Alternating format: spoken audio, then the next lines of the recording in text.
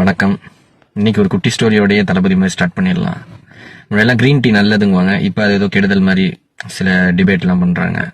முன்னாடி ஓட்ஸ் நல்லதுன்னாங்க, இப்போ அவங்களே அதெல்லாம் கெடுதலுங்கிற மாதிரி சொல்கிறாங்க. அந்த மாதிரி தளபதியை முன்னாடி இப்போ நல்லா சொன்னவங்க எல்லாருமே இன்னைக்கு இப்போ மாற்றி பேசுகிறாங்க. எக்ஸாம்பிள் பார்த்தீங்கன்னா, அமீர் ஃபர்ஸ்ட் ஸ்டார்டிங் டைமில் நல்லா சொன்னார், இப்போ எதிர்த்து ஒரு மாதிரி பயங்கரமாக ஆக்ரோஷமாக பேசுகிறாரு. சமுத்திரகனி பார்த்தீங்கன்னா, என்ன பணம் வரட்டுமே, இவ்வளவுதான் உதறிட்டு வரேங்கிறாரு, அதுக்கே ஹேட்ஸ் ஆஃப். பணம் இவ்வளவு இருக்கே, இங்க என்ன சம்பாதிக்க போறாரு அப்படிலாம் கேட்டாரு. அவர் இன்னைக்கு திமுக வண்டியில ஏறி பிரச்சாரம் பண்ணிட்டு இருக்காரு, திமுக சப்போர்ட் திரும்பி பண்ணிட்டு விஜய் எதிர்த்து பேசுறாரு. சரி, இதுக்கெல்லாம் மேல ஒருபடி ஒரு ஆள் மேல போய் நம்ம நாசர் அவர்கள் ஆடியன்ஸ் இது பல இடத்துல பல மீட்டிங்ல சொல்லியிருக்காரு, தன் பையன் ஆக்சிடென்ட் ஆகி ஒரு கோமா ஸ்டேஜ் மாதிரி இருக்கும் போது கூட விஜயை தான் மெயினா மைண்ட்ல இருக்கு. அந்த ஒரே ஒரு விஷயம், ஒரே ஒரு இம்பாக்ட்னா விஜய் மட்டும்தான் அவர் மைண்ட்ல இருக்குன்னு சொன்னாரு. அவர் பார்த்தா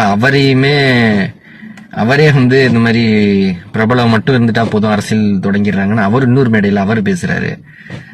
என்ன எல்லாரும் இப்படி எதிர்த்தா என்ன பண்றது?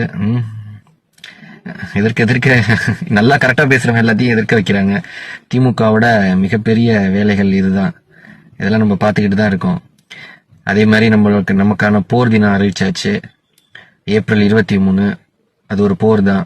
அந்த போருக்கு நம்ம ஆயுதம் ஏந்தி போல ஓட்டர் ஐடியோட போறோம். கண்டிப்பா தளபதியை சிஎம் பதவியில உட்கார வைக்கிறோம். அன்னைக்கு எல்லாரும் அந்த டிவி சேனல் முன்னாடி தான் இருப்போம்.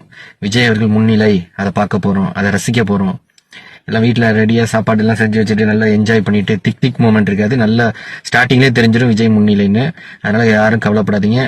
2026 நல்லதே நடக்கும். விஜய் நிச்சயமா வெற்றி பெறுவார்.